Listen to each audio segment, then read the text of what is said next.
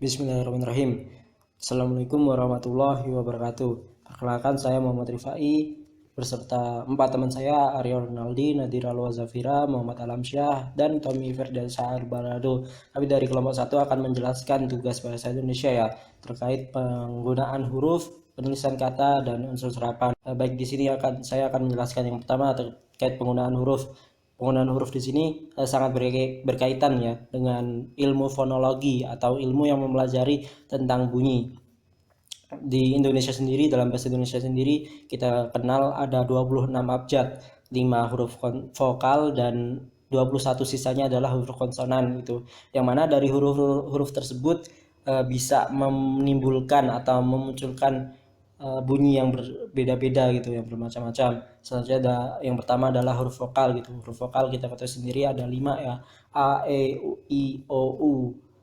Selanjutnya huruf vokal bisa menggunakan tanda aksen ketika pelafalannya menimbulkan keraguan. Contoh di sini adalah anak-anak bermain di teras. Di situ kita soroti di kata teras ya. Di huruf E itu memiliki dua pelafalan, bisa bisa e. Kita bisa menambahkan tanda aksen untuk menandakan jika itu dibaca e bukan e. Jadi kawan-kawan tidak bisa sudah tahu gitu kalau itu ternyata baca teras bukan teras dengan menambahkan aksen. Oh ya, aksen tadi tidak wajib sifatnya, hanya bisa digunakan. Selanjutnya adalah huruf konsonan. Nah, kalau tadi ada 5 huruf vokal, sisanya adalah huruf konsonan, sejumlah 21. Selanjutnya ada huruf diftong. Huruf diftong ini gabungan dari 2 huruf vokal ya. AI digabung menjadi ai, au, dan oi. Itu 2 huruf vokal yang digabungkan menjadi satu bunyi. Contohnya di situ ada ketika dia di posisi awal, di tengah, dan di akhir gitu ya. Contohnya aula, saudara, harimau, dan sebagainya. Selanjutnya adalah gabungan huruf konsonan. Di sini ada 2 huruf konsonan digabungkan menjadi satu bunyi gitu. Contohnya ada ng atau eng kalau bisa kita sudah ini ya, sudah familiar gitu. Contoh katanya adalah mengaji. Engnya nggak dibaca menggaji atau gaji itu. Makanya karena sudah dijatuhkan jadi satu huruf satu bunyi mengaji gitu. Selanjutnya ada huruf kapital. Ini sudah sangat umum ya. Huruf kapital atau sering kita dengar huruf besar ya, sangat umum digunakan sebagai sebuah awalan kalimat atau awalan di petikan langsung. Nah, di sini juga salah satu fungsi huruf kapital adalah sebagai penunjuk ungkapan atau kata yang berhubungan dengan agama, kitab suci, dan Tuhan gitu. Contohnya adalah Islam, Kristen, Quran, yang Maha Pengasih, dan sebagainya gitu. Karena di sini menunjukkan keagungan ya, keagungan tentang Tuhan gitu. Makanya digunakan huruf kapital. Contoh kalimatnya adalah Tuhan akan menunjukkan jalan kepada hambanya. Di situ kita soroti yang hambanya, padahal itu akhir kalimat, tapi bagian N-nya saja kapital gitu, karena nya di situ adalah menunjukkan Tuhan, bukan menunjukkan benda atau menunjukkan orang. Mungkin cukup itu dari saya. Selanjutnya akan dilanjutkan dengan teman saya, Aryo Rinaldi. Terima kasih. Huruf kapital dipakai sebagai huruf pertama nama gelar kehormatan, keturunan, dan keagamaan yang diikuti nama orang. Misalnya Mahaputra Yamin, Sultan Hasanuddin, dan Nabi Ibrahim. Huruf kapital tidak dipakai sebagai huruf pertama nama gelar kehormatan, keturunan, dan keagamaan yang tidak diikuti nama orang. Huruf kapital dipakai sebagai huruf pertama unsur nama jabatan yang diikuti nama orang, nama instansi, atau nama tempat yang digunakan sebagai pengganti nama orang tertentu. Misalnya, Wakil Presiden Adam Malik. Huruf kapital dipakai sebagai huruf pertama nama jabatan atau nama instansi yang merujuk kepada bentuk lengkapnya. Sidang itu dipimpin oleh Presiden Republik Indonesia. Huruf kapital tidak dipakai sebagai huruf pertama nama jabatan dan pangkat yang tidak merujuk kepada nama orang, nama instansi, atau nama tempat tertentu. Huruf kapital dipakai sebagai huruf pertama unsur-unsur nama orang. Huruf kapital tidak dipakai sebagai huruf pertama nama jabatan dan pangkat yang tidak merujuk kepada nama orang, nama instansi, atau nama tempat tertentu. Misalnya, Divisi itu dipimpin oleh seorang mayor jenderal. Huruf kapital dipakai sebagai huruf pertama unsur-unsur nama orang. Misalnya Amir Hamzah, Wage Rudolf Supratman.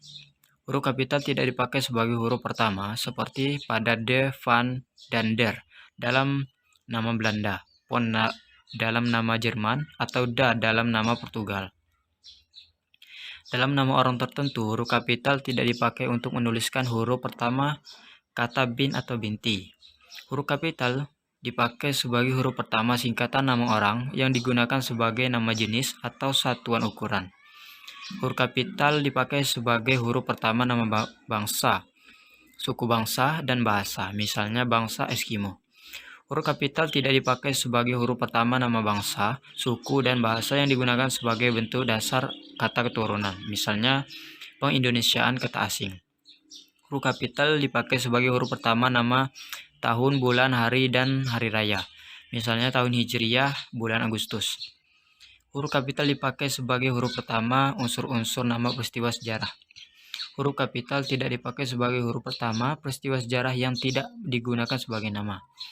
Huruf kapital dipakai sebagai huruf pertama unsur-unsur nama diri geografi. Huruf kapital dipakai sebagai huruf pertama unsur-unsur nama geografi yang diikuti nama diri di geografi. Huruf kapital dipakai sebagai huruf pertama nama diri atau nama diri geografi jika kata yang mendahulunya menggambarkan kekhasan budaya. Huruf kapital tidak dipakai sebagai huruf pertama unsur geografi yang tidak diikuti oleh nama diri geografi. Huruf kapital tidak dipakai sebagai huruf pertama nama diri geografi yang digunakan sebagai penjelas nama jelas. Huruf kapital dipakai sebagai huruf pertama semua unsur nama resmi negara, lembaga resmi, lembaga ketatanegaraan, badan, dan nama dokumen resmi, kecuali ada tugas seperti dan, oleh, atau, dan bentuk, dan untuk. Huruf kapital tidak dipakai sebagai huruf pertama kata yang bukan nama resmi negara, lembaga resmi, lembaga ketatanegaraan, badan, dan nama dokumen resmi. Huruf kapital dipakai sebagai huruf pertama setiap unsur bentuk ulang sempurna yang terdapat pada nama lembaga resmi, lembaga ketatanegaraan, badan, dokumen resmi, dan judul karangan. Huruf kapital dipakai sebagai huruf pertama semua kata, termasuk semua unsur kata ulang sempurna di dalam judul buku, majalah, surat kabar, dan makalah, kecuali kata tugas seperti di, ke, dari, dan, yang, dan untuk yang tidak terletak pada posisi awal. Huruf kapital dipakai sebagai huruf pertama unsur singkatan nama gelar, pangkat, dan sapaan yang digunakan sebagai nama diri. Huruf kapital dipakai sebagai huruf pertama kata penunjuk hubungan kekerabatan seperti bapak, ibu, saudara, kakak, adik, dan paman yang digunakan dalam penyapaan atau pengacuan. Huruf kapital tidak dipakai sebagai huruf pertama kata penunjuk hubungan kekerabatan yang tidak digunakan dalam pengacuan atau penyapaan. Huruf kapital dipakai sebagai huruf pertama kata Anda yang digunakan dalam penyapaan. Huruf kapital dipakai sebagai kata pertama pada kata seperti keterangan, catatan, dan misalnya, yang didahului oleh pernyataan lengkap dan diikuti oleh paparan yang berkaitan dengan pernyataan lengkap itu. Huruf miring dalam cetakan dipakai untuk menuliskan nama buku, majalah, dan surat kabar yang dikutip dalam kutipan, dalam tulisan. Huruf miring dalam cetakan dipakai untuk menegaskan atau mengkhususkan huruf, bagian kata, atau kelompok kata. Huruf miring dalam cetakan dipakai untuk menuliskan kata atau ungkapan yang bukan bahasa Indonesia. Ungkapan asing yang telah diserap ke dalam bahasa Indonesia, penulisannya diperlakukan sebagai kata Indonesia. Selanjutnya akan disampaikan oleh Nadira Lua Zafira. Perkenalkan, nama saya Nadira dan saya akan melanjutkan penjelasan teman saya Aryo Rinaldi. G. Huruf tebal. Huruf tebal dalam cetakan dipakai untuk menuliskan judul buku, bab, bagian bab, daftar isi, daftar tabel, daftar lambang, daftar pusaka, indeks, dan lampiran. Huruf tebal tidak dipakai dalam cetakan untuk menegaskan atau mengkhususkan huruf, bagian kata, atau kelompok kata. Untuk keperluan itu digunakan huruf miring. Huruf tebal dalam cetakan kamus yang dipakai untuk menuliskan lema dan sublema, serta untuk menuliskan lambang bilangan yang menyatakan polisemi. Penulisan kata. Kata dasar. Kata dasar ditulis sebagai satu kesatuan. Kantor pajak penuh sesak. Kata berimbuhan. Imbuhan, awalan, sisipan, akhiran, serta gabungan awalan dan akhiran ditulis serangkai dengan bentuk dasarnya. Bentuk terikat ditulis serangkai dengan kata yang mengikutinya. Misalnya adibusana, aerodinamika, dan antar kota. Bentuk terikat yang diikuti oleh kata yang berhuruf awal kapital atau singkatan yang berupa huruf kapital dirangkaikan dengan tanda hubung. Bentuk maha yang diikuti kata turunan yang mengacu pada nama atau sifat Tuhan ditulis terpisah dengan huruf awal kapital. Marilah kita bersyukur kepada Tuhan yang Maha Pengasih. Bentuk ulang. Bentuk ulang ditulis dengan menggunakan tanda hubung di antara unsur-unsurnya. Bentuk ulang gabungan kata ditulis dengan mengulang unsur pertama. Gabungan kata. Unsur gabungan kata yang lazim disebut kata majemuk, termasuk istilah khusus ditulis terpisah. Duta besar model linear. Gabungan kata yang dapat menimbulkan salah pengertian ditulis dengan menghubungkan tanda hubung di antara unsurnya. Gabungan kata yang penulisannya terpisah akan tetap ditulis terpisah jika mendapat awalan atau akhiran. Gabungan kata yang mendapat awalan dan akhiran tersebut sekaligus ditulis serangkai. Gabungan kata yang sudah perlu padu ditulis serangkai. Pemenggalan kata. Pemenggalan kata pada kata dasar dilakukan sebagai berikut. Jika di tengah kata terdapat huruf vokal yang berurutan, pemenggalannya dilakukan di antara kedua huruf vokal itu. Huruf diftong tidak dipenggal. Jika di tengah kata dasar terdapat huruf konsonan, termasuk gabungannya di antara dua huruf vokal, pemenggalannya dilakukan sebelum konsonan itu. Jika di tengah kata dasar terdapat dua huruf konsonan yang berurutan, pemenggalannya dilakukan di antara kedua huruf konsonan itu. Jika di tengah kata dasar terdapat 3 huruf konsonan atau lebih yang masing-masing melambangkan satu bunyi, pemenggalannya dilakukan di antara huruf konsonan yang pertama dan yang kedua. Gabungan huruf konsonan yang melambangkan satu bunyi tidak dipenggal. Pemenggalan kata turunan sedapat-dapatnya dilakukan di antara bentuk dasar dan unsur pembentuknya. Pemenggalan kata yang berimbuhan pada bentuk dasarnya mengalami perubahan dilakukan seperti pada kata dasar. Pemenggalan kata bersisipan dilakukan seperti pada kata dasar. Gelembung, gemuruh, gerigi. Pemenggalan kata yang menyebabkan munculnya satu huruf di awal atau akhir baris tidak dilakukan. Kemudian selanjutnya akan dilanjutkan oleh Muhammad Alamsyah. Assalamualaikum warahmatullahi wabarakatuh. Nama saya Muhammad Alamsyah. Di sini saya akan menjelaskan tentang pemenggalan kata. Jika sebuah kata terdiri atas dua unsur atau lebih dan salah satu unsurnya itu dapat bergabung dengan unsur lain, pemenggalannya dilakukan di antara unsur-unsur itu. Tiap unsur gabungan itu dipenggal seperti pada kata dasar. Biografi dipenggal menjadi biografi dan biografi. Nama orang yang terdiri atas dua unsur atau lebih pada akhir baris dipenggal di antara unsur-unsurnya. Contohnya, lagu Indonesia Raya digubah oleh Wage Rudolf Supratman. Kemudian, singkatan nama, diri, dan gelar yang terdiri atas dua huruf atau lebih tidak dipenggal. Contohnya, Punjaga terakhir Keraton Surakarta bergelar R. Rangga Warsita. Kemudian partikel lah, kah, dan tah ditulis serangkai dengan kata yang mendahulinya. Contohnya, apakah yang tersirat dalam surat itu? Kemudian partikel pun ditulis terpisah dari kata yang mendahulinya. Misalnya, apapun permasalahan yang muncul, dia dapat mengatasinya dengan bijaksana. Dengan catatan, partikel pun yang merupakan unsur kata menghubung ditulis serangkai. Contohnya, meskipun sibuk, dia dapat menyelesaikan tugas tepat pada waktunya. Partikel per yang berarti demi, tiap, atau mulai ditulis terpisah dari kata yang mengikutinya. Contoh, mereka masuk ke dalam ruang rapat 1/1. Karyawan itu mendapat kenaikan gaji per 1 Januari. Kemudian, singkatan nama orang, gelar, sapaan, jabatan, atau pangkat diikuti dengan tanda titik pada setiap unsur singkatan itu. Contohnya, Hamid, Haji, Hamid. Singkatan yang terdiri atas huruf awal setiap kata nama lembaga pemerintah dan ketatanegaraan, lembaga pendidikan, badan atau organisasi, serta nama dokumen resmi ditulis dengan huruf kapital tanpa tanda titik. Contohnya, PBB merupakan singkatan dari Perserikatan Bangsa-Bangsa. Singkatan yang terdiri atas 3 huruf atau lebih diikuti dengan tanda titik. Contohnya HLM yang merupakan singkatan dari halaman. Singkatan yang terdiri atas dua huruf yang lazim dipakai dalam surat menyurat masing-masing diikuti oleh tanda titik. Contohnya AN atas nama, DA dengan alamat, UB untuk beliau. Lembaga kimia, singkatan satuan ukuran, takaran, timbangan, dan mata uang tidak diikuti tanda titik. Contohnya CU yang merupakan singkatan dari kuprum. Akronim nama diri yang terdiri atas huruf awal setiap kata ditulis dengan huruf kapital tanpa tanda titik. Contohnya BIN, Badan Intelijen Negara. BIG, Badan Informasi Geospasial. Akronim nama diri yang berupa gabungan suku kata atau gabungan huruf dan suku kata dari deret kata ditulis dengan huruf awal kapital.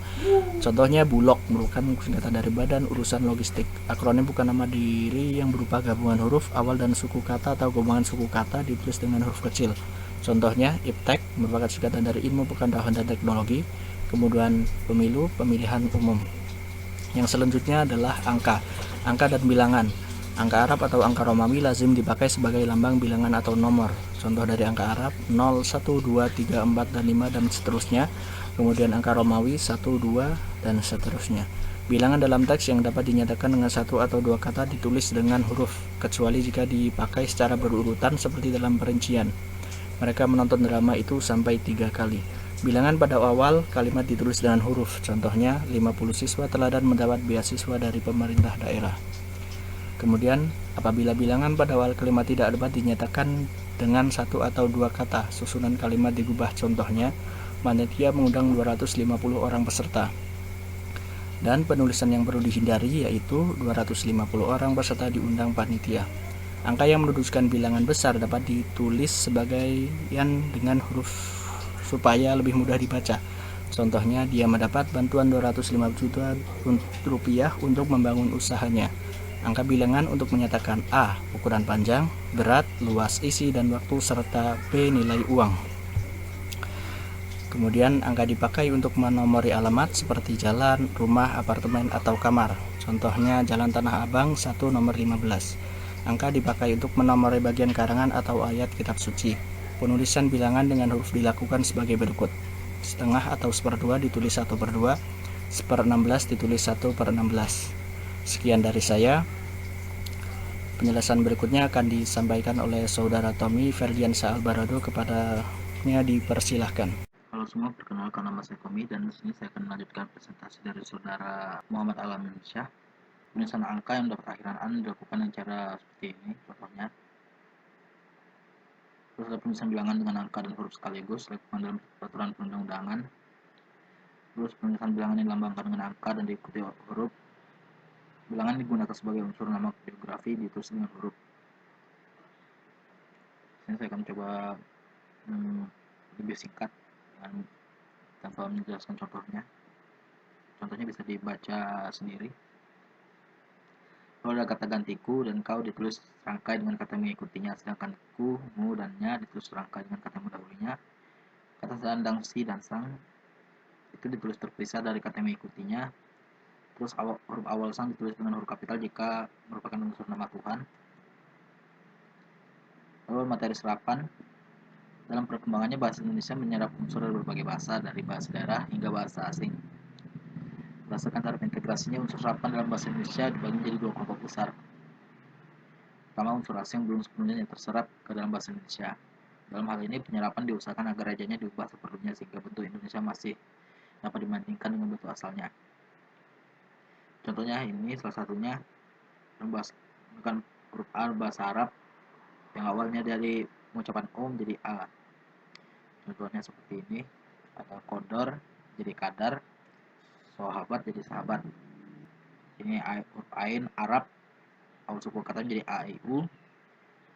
Juga huruf Ain atau Arab ini di akhir suku kata menjadi K.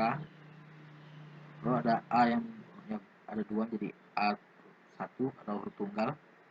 Terus ada E tetap jika tidak bervariasi dengan E. Lalu jika bervariasi maka A nya menjadi E. Untuk AU tetap menjadi AU. Contohnya seperti ini, audiogram, autotrof. Lalu untuk tanda baca seperti ini contohnya. Tanda titik dipakai pada akhir kalimat pernyataan, pakai belakang angka. kaedah daftar pustaka dan nama penulis, misalkan bilangan ribuan, susunan penyucian, lalu ada tanda koma, kata sebagai kata penghubung, misalkan kalimat, lalu ada dipakai sebelum sesudah kata seru, untuk misalkan ketikan langsung dan lain-lain. Lalu ada titik koma dipakai sebagai pengganti kata penghubung, dipakai pada pengakhir perincian, dipakai untuk misalkan bagian-bagian pemerincian dalam kalimat. Lalu ada titik dua dipakai pada akhir suatu pernyataan lengkap, tidak dipakai jika perincian atau penjelasan merupakan pelengkap.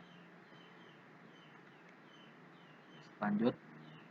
Lalu ada tanda hubung dipakai untuk menandai bagian kata, lalu dipakai untuk menyambung unsur kata ulang. Tanda hubung dipakai untuk menyambung tanggal bulan dan tahun yang dinyatakan dengan angka, dapat dipakai untuk memperjelas hubungan bagian kata. Lalu ada tanda pisah dipakai untuk membatasi penyisipan kata, juga untuk menegaskan adanya keterangan posisi, dipakai di antara dua bilangan. Lalu ada di sini tanda seru dipakai untuk mengakhiri ungkapan pernyataan yang berseruan. Tanda ini sebagai untuk menunjukkan bahwa dalam suatu kalimat atau kutipan ada bagian yang dihilangkan, dan juga dipakai untuk menulis ujaran tidak selesai dalam dialog.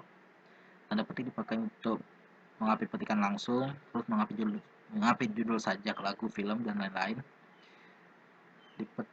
Tanda petik dipakai untuk mengapit istilah ilmiah, juga dipakai untuk mengapit petikan yang terdapat dalam petikan lain. Lalu tanda kurung dipakai untuk mengapit tambahan keterangan.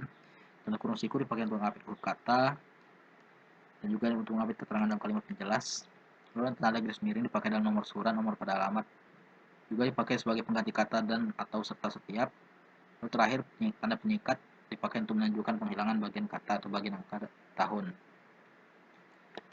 Mungkin itu saja yang bisa kami sampaikan. Jika ada kesalahan atau kata yang kurang berkenan, kami mohon maaf. Kami akhiri. Wassalamualaikum warahmatullahi wabarakatuh.